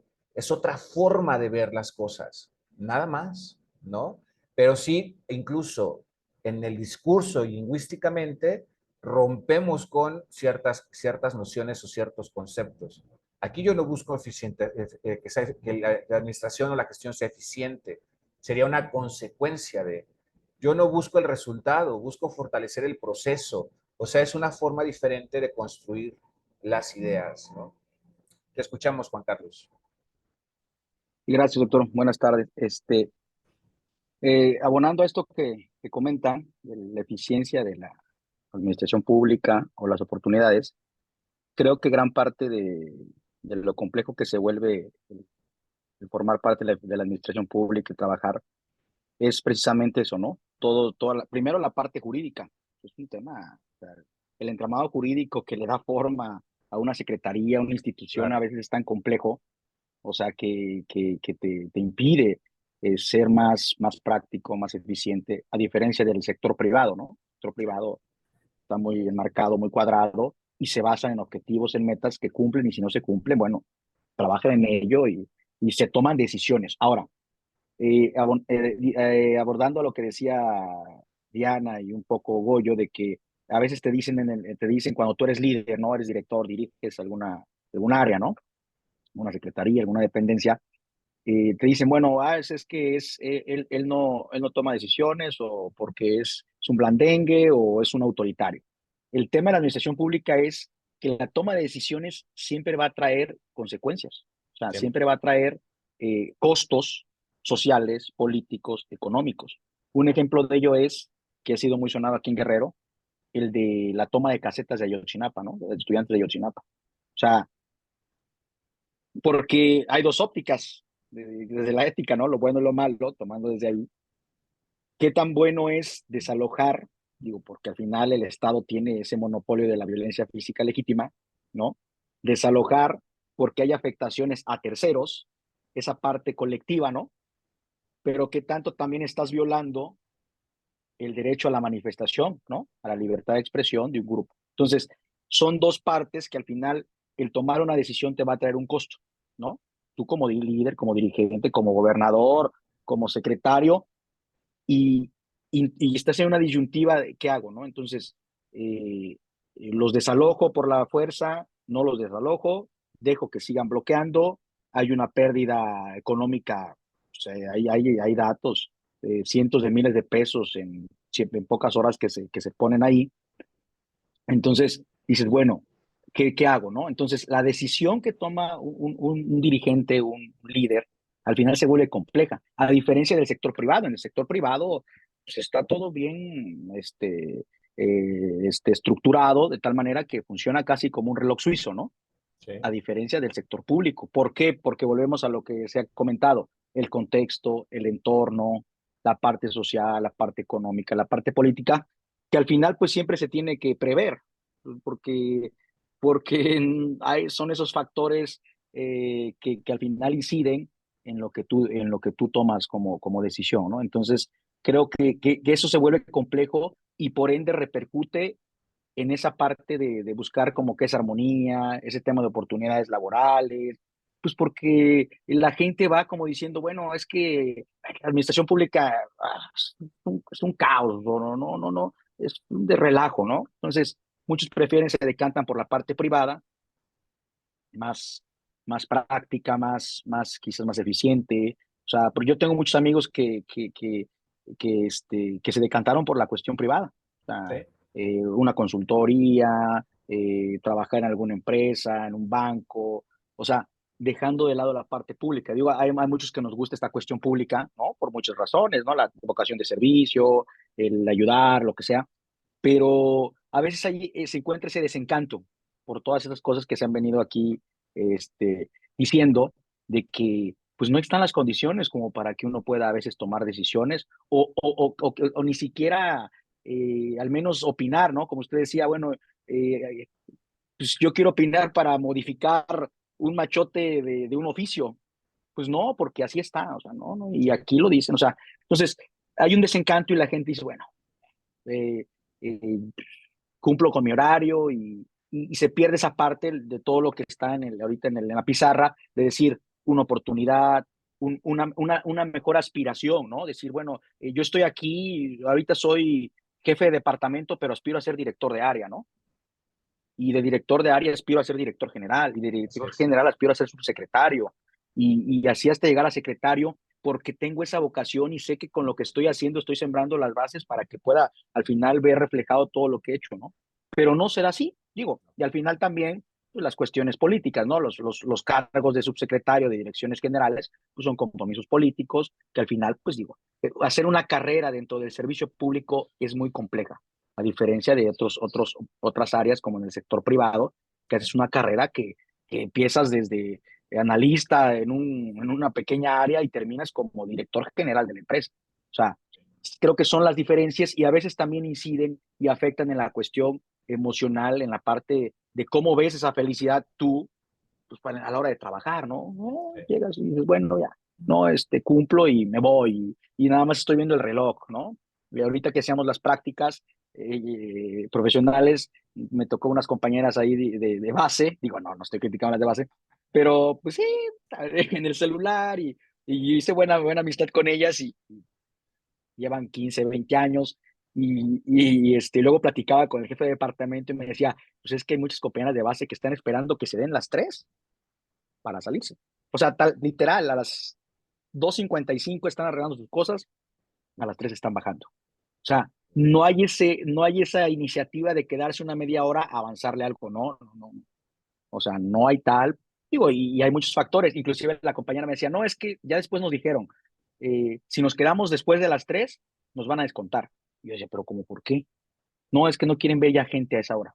Claro. Porque también la misma dependencia te hace decir, tú cumple, vete. O sea, tampoco hay mayor tema para que te sigas quedando. O sea, porque son a veces quizás son cuestiones de confianza, son muchas cosas que inciden, que repercuten. Entonces le digo, no, dice, antes nos quedábamos y nos daban un estímulo. Bueno, ahora ya no hay ese estímulo, ya no hay nada, entonces mejor nos vamos, que me quedo, ¿no? Entonces dicen, y solo están esperando que llegue la hora, están esperando también, cuentan los años para jubilarse, cuentan los años para pensionarse. Entonces, y otro ejemplo que apenas platicaba con unos amigos, eh, por ejemplo, el tema de las plazas que usted decía, ¿no? ¿Qué problema tienen muchas dependencias?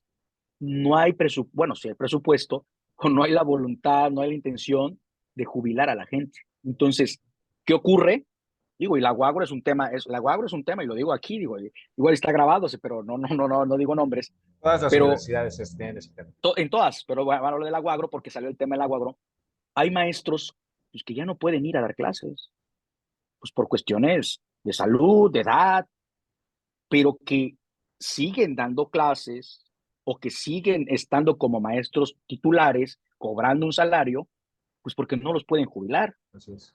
porque supuestamente no hay presupuesto, no los jubilas, estás limitando a que lleguen maestros, doctores, jóvenes, o que tengan la posibilidad de trabajar, que puedan aportar más, no porque el maestro que ya tiene 60, 70 años no aporte, sino porque es una cuestión fisiológica, ¿no? La edad a veces te impide Y sí, ya no seguir, aportan, ya se ya no quedaron en aportas otra nada. época, Entonces, pero como la existen verdad. esos problemas que son, exacto, sí, están desfasados, existen esos problemas externos, que no hay presupuesto para jubilarlos, pues siguen generando, estás esperando literal a que se mueran, o sea, para que dejen el espacio, un espacio que heredan a sus familiares, como usted lo comentó, lo comentaron.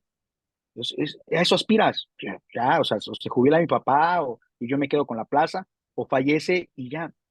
Cuando hay gente, y aquí se maneja mucho lo de maestros invitados y todo ese rollo, que llevan 7, 8 años sin poder acceder a un espacio, con una plaza, con una edad acorde a lo que puedan aportar, cuando hay lugares, hay espacios que ocupan maestros de 75 años que ya no pueden dar clases. Entonces, se vuelve un tema muy complicado y que al final, pues yo creo que al final desanima para entrar al tema del sector. Digo, a muchos les gusta la academia, ¿no? Por ejemplo, Carlos Pinzón, yo quiero ser maestro, pero pues Carlito es un tipo brillante y todo, como para que esté 8 años esperando una plaza. Dices, qué desperdicio, ¿no? O sea, digo, no es mala onda, pero dices, qué desperdicio, pues porque pues es cubriendo horas, o sea, cuando se vuelve difícil. Entonces creo que esa parte a veces desanima, no hay incentivos y la verdad que creo que se tiene que empezar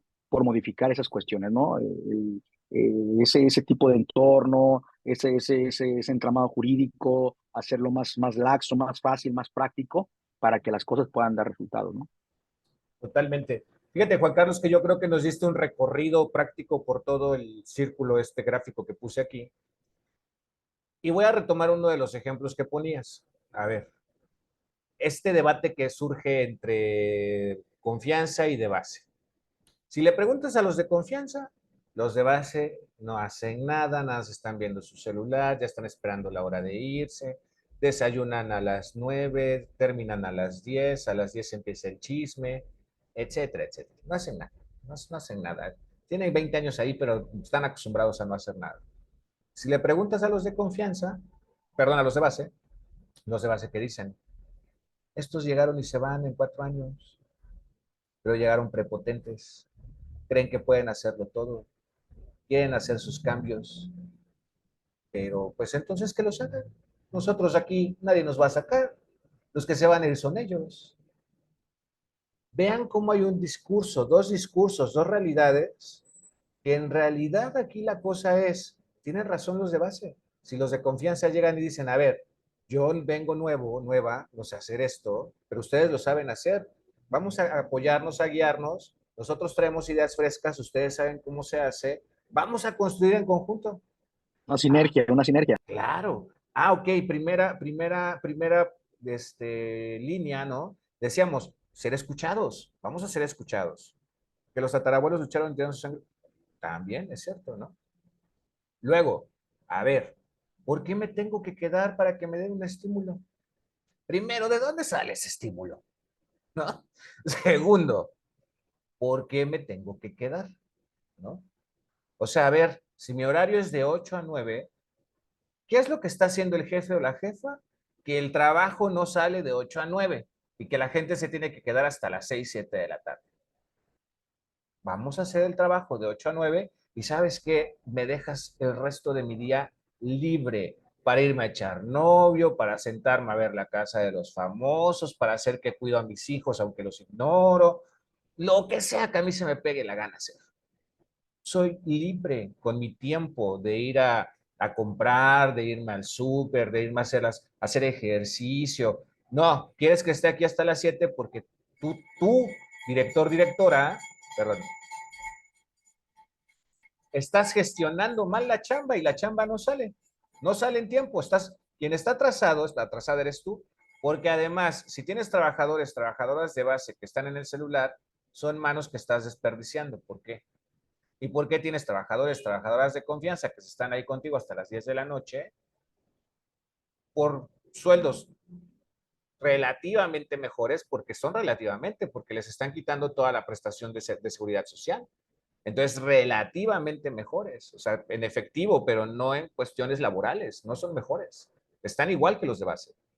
Pero incentivas esa polarización entre tus trabajadores. Ahí ya tú sabes que tienes un mal líder. Ya lo sabes. Que el líder, el que está fallando, es el líder. Entonces, ¿qué pasa?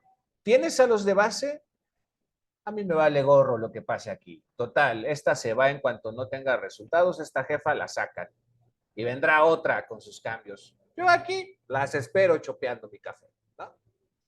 Y tienes a los de confianza que dicen, estos son unos flojos, nosotros ya no podemos, nos estamos quebrando, ya mira, tengo cabello, tengo herpes por todos lados.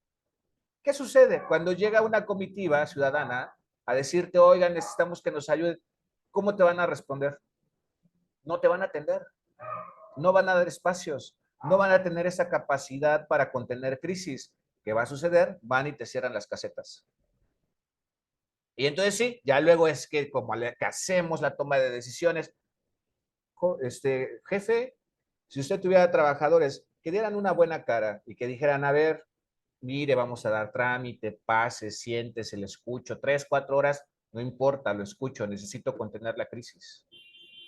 Porque además tengo esta capacidad de prever que esto va a empeorar. La contengo. A lo mejor no te lo puedo solucionar esas 3, 4 horas, pero ya te escuché. Eso es contención de crisis. Control de daños. Control de daños. Y entonces, ¿sabes qué? Vamos a empezar negociaciones, ¿no? Pero ¿qué pasa? Que como tú tienes al equipo peleado entre sí, estresado, saturado, sin vida, por un estímulo de 1,000, 1,500 pesos, que te regalan 3, 4 horas de tu tiempo, de su vida, es que es eso, el tiempo es vida, es la vida de los seres humanos y te la están entregando. Y aún así, les llamas en domingo para que se vayan a repartir los volantes de la candidata de tu partido. Oye, ¿y todavía quieres que yo dé un buen servicio? Pues que te cierren las casetas, a mí me vale gorro. Que se pierdan 100 miles, millones de miles de pesos. No son míos, yo sigo viviendo con mis 10,000. Necesitamos construir el cambio ojo, otra vez, desde este enfoque, se necesita construir el cambio desde abajo. Y ni siquiera apoyar al Toro y a Claudia. ¿Quién es el Toro? Félix Salgado, el senador, el papá de la Ah, gobernadora Evelyn. Y es que los mandan así a los eventos, toda la administración pública. y eso pasa en todos los estados de la República. Sí, sí. Todo el Entonces, palacio. sí, entonces construye ese cambio y son cambios que a veces ni siquiera son tan grandes. El simple hecho de que tú tengas una adecuada gestión que permita que la gente salga en el horario que debe, ya hace que la gente al siguiente día pueda ir contenta a trabajar. Porque dice, tengo toda mi tarde libre, yo voy a hacer lo que yo quiera hacer. Tengo libertad de decidir. Un cambio como ese puede ser radical, radical, y hay una ruptura. ¿Por qué? Porque entonces también una ruptura cultural, porque entonces ya no me voy a hacer pato porque me quiero ir. Entonces empieza el cambio desde abajo, desde la misma base de la administración, ¿sí? Pero vean como digamos, el famoso efecto mariposa, ¿no? Da el aleteo la mariposa y se arman tornados en otra parte. Pues es lo mismo, tienes un mal trabajador, una mala, no malos, descontentos, insatisfechos, y te puede llevar a una crisis como que te cierren la caseta, ¿no? Entonces, todo está conectado, ¿no? Esa es la cuestión de la intersubjetividad. Te escuchamos, Armando. Sí, doctor, efectivamente creo que ya dio un repaso por toda la vida de cualquier administrador público o servidor público también, que me estaba riendo precisamente por eso, porque efectivamente tuve la oportunidad de estar en una dependencia del Estado y cuando yo comentaba, fulanita de tal es mi amiga, me decían, ¿esa es tu amigo? ¿Esa es tu amiga? Prepotente y a esa la corrimos, los de base.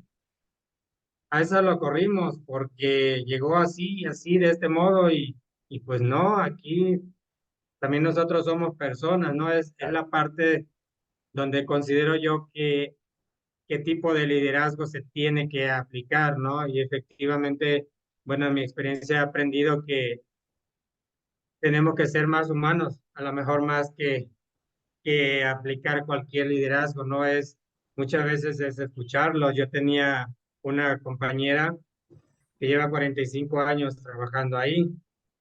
Y le digo, bueno, doña Rosita, ¿qué hace aquí? ¿Por qué no se va a su casa? No, pues es que no tengo a nadie, dice ella, con quien platicar. Y le digo, pero ¿qué está aguantando aquí? O eso, nada, dice, pero mis compañeras pues son mi familia, yo ya he vivido aquí con ellos. Jefes van, jefes vienen, dice, hay gente como usted, hay otros peores, hay esto, el otro, o sea, tienen para todo, ¿no? El jefe que efectivamente busca cómo incentivarlos, cómo consentirlos, a lo mejor buscando la manera de que se arme un equipo y se trabaje coordinadamente, pues es el jefe que consideran como bueno, pero el que llega con prepotencia y diciendo aquí mando yo y esto se va a hacer y de aquí a acá lo quiero para tal hora, pues es el que desaparece rápido, ¿no? También así como llega, así se va. Y efectivamente dicen, yo creo que esa parte de que el de confianza y el de base, pues son totalmente diferentes, a alguien le generó algún beneficio y por eso lo ponen de ese modo, ¿no? Porque, pues desde mi punto de vista, yo he estado y estuve trabajando como de confianza, pero pues hay de confianza a confianza también, que yo no me consideraba de confianza dentro del equipo de los de confianza, porque yo iba entrando. De confianza eran los que iban, le llevaban el refresco a la jefa, o le manejaban el coche, o le contaban un chisme, o hacían esto, pero en realidad no trabajaban más que uno de base. Entonces, es ahí donde ya estando inmiscuida en la situación, pues se pueden dilucidar las formas en lo que es un trabajador de confianza. Considero, bueno, y lo he dicho, que pues, la ética termina siendo individual, ¿no? En lo personal, y nosotros nos quedábamos 10, 11, 12 de la noche si había necesidad de terminar nuestro trabajo, porque pues un área de planeación y un área de transparencia, o en este caso eh, de evaluación al desempeño, con 3 personas para un ayuntamiento de 26,000 habitantes, pues que alguien me diga si es fácil trabajar de 9 a 3 y irte a descansar, ¿no? Y no dar el plus tal vez ahí, y eso depende de uno, no tanto de que te incentiven o no, porque bueno, mi compañera me va a desmentir si no decían que a la quincena se dobleteaba, ¿no? Entonces, estas situaciones, pues yo creo que ya son parte del sistema. A alguien le convino, le sigue conviniendo eh, esta forma de dividir a las personas o a los trabajadores. Y pues es un hecho de que la administración pública no está cargada, está sobrecargada de empleados que pues simplemente van y pasan lista, van y venden algún producto, consumen algún producto, platican, echan chisme, esto y el otro, pero también hay gente responsable, digo yo, de esa situación, y gente responsable que están en la cabeza que en lugar de escuchar el chisme de uno del otro, pues deberían de practicar el ser buen líder y buscarle el lado bueno, no de tenerlos ahí a lo mejor amontonados. Me tocó ver, digo, con la jefa de que a las mujeres que tenía a mi cargo, quien quiso, ya le dijo, ¿sabes qué? Fulanita de tal, voy a pagar un curso de elaboración de velas, de elaboración de jabones, para que lo que nos dediquemos a los cursos, pues en lugar de comprarlas, pues tú los haces, yo los llevo, ¿no? Entonces, si había 5 a quien se le dijo, solamente una quiso. Entonces, todo también depende del individuo y el interés que ellos tengan, ¿no? A lo mejor la idiosincrasia que ya tienen de decir, ah, pues yo para qué, pues no voy a poner mi tienda. De todas maneras, me dan para comer porque pues, ya soy de base, no me van a correr, ya en cualquier ratito me jubilo. Y pareciera mentira o no, me tocó ver a 2 que 3 que son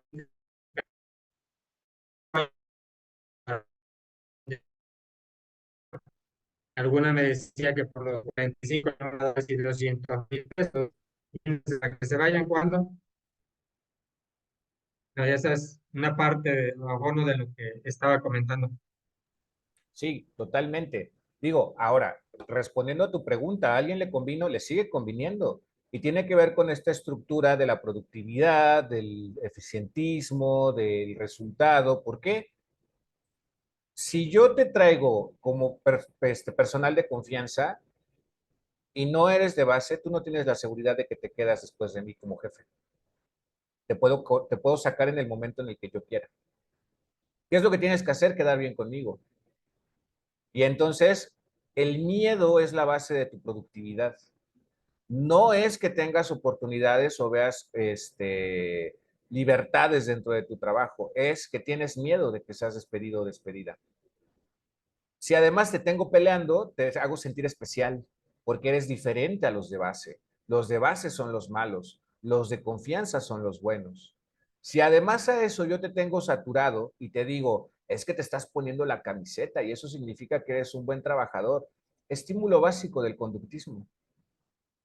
Y si además cada 15 días, como Pavlov le daba alimento a sus perros, bueno, perdón, la comparación fue muy mala, ¿no? Como en el laboratorio, en el laboratorio ponemos al ratoncito a que se aplasta el botón y le sale la comida. Lo hacían o ir a limpiar el jardín. Yo te doy un estímulo, te doy un doble sueldo de cada 15 días, híjole, ahí está el estímulo, ¿no? Te portaste bien porque te quedaste hasta las 10 de la noche, te portaste bien porque sacaste esta cantidad monumental de trabajo, que es algo imposible, te portaste bien porque además me manejaste la camioneta, me chismeaste quién anda hablando mal de mí, te portaste bien. Ah, bueno, pues ahí está tu estímulo y esto significa que tienes que seguir comportándote como yo te estoy planteando. Es conductismo básico, es la administración, las líneas de la administración básicas, sistemas organizacionales productivistas básicos, ¿no? O sea, realmente, como la frase está en latín, novi sub sole. ¿No me escucho yo? ¿Sí me escucho? Estoy aventando un choro bien mareador y no puede ser que no No, se... sí, Sí Sí, se escucha. Lo que escucha. pasa es que tiene un delay entre su voz y el video. su video, pero sí usted Ah, escucha bien, pero hay Pero un sí se delay. escucha, ok. Sí se pero escucha sí. bien. Entonces a lo mejor es la red de José Armando, ¿no? Pero A en José el Armando sí internet estaba, porque está sí, lloviendo, la de él está Puede mala, de ser. José escucho la Armando. grabación de... Sí, sí, es la de él. Continúe. Estamos preocupados por una información que nos acaba de llegar, pero todo bien. Híjole, pues espero que no sea nada muy grave y que lo puedan resolver. Es grave para las finanzas. Es triste. Híjole, ni modo. A percibir moches de aquí hasta que Uy, salga. eso pareciera, eso que acaba de llegar, eso parece. Híjole. Quiero Es un decir, lo coche, peor es que se está realmente. grabando. Ah, sí. Saludos a todos. No es lo que piensan. No vean este video, grave, guarden eso. Muchachos, no se preocupen, la beca lo solventa. Córtale. Ay, que ahí Córtale, está, en Gustavo. serio. Ahí No, está. Ya nos están es puro vigilando cotorreo, es porque puro ya que cotorreo, encontraron puro que son los cotorreo. revolucionarios de la No es universidad. cotorreo, queremos condonación. Toma de instalaciones. Híjole, qué bárbaros son mitoteros y mitoteras. Así deberían estudiar. Oigan, vamos a ir cerrando. Ya hasta se me fue el choro mareador que me estaba aventando, que estaba como para discurso en la ONU por sus culpas. Pero vamos a empezar a cerrar. Oigan, si se dan cuenta en este esquema, hay una pregunta que queda todavía sin responder y que es la que detonó todo esto, ¿eh? ¿Cómo lo hacemos? Aquí, abajo. ¿Cómo lo hacemos? Esta es la pregunta en la que a mí me gustaría tómenle captura si quieren porque este no se puede descargar. ¿Lo pueden descargar ustedes? Esto no sé, fíjense. Sé que lo pueden manipular, pero no sé si lo pueden descargar. No sé, pero yo sí ya le tomé captura. Con ¿Sí? captura, sí, con captura. Con captura. Ok.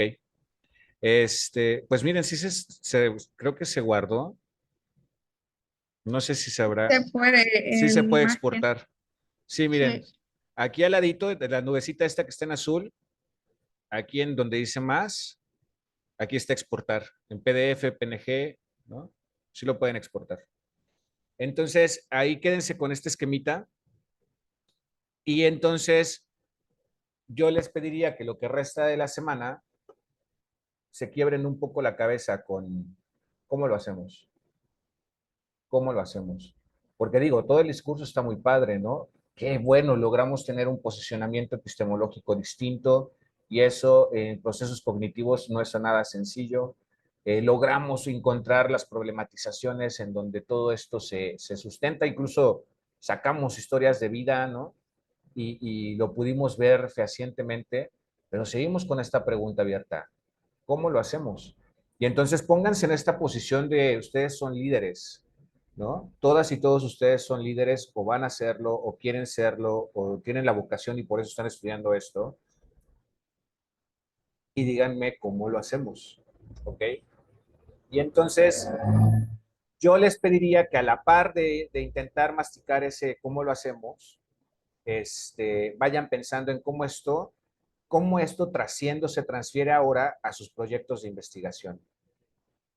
En dónde encuentran estas situaciones, ¿no? O sea, no solamente en dónde las encuentran, sino cómo esto influye o cómo esto se puede transferir a sus proyectos de investigación, claro, con miras al proyecto que vamos a entregar al final de la asignatura, ¿no? ¿Alguna pregunta? ¿Queda claro?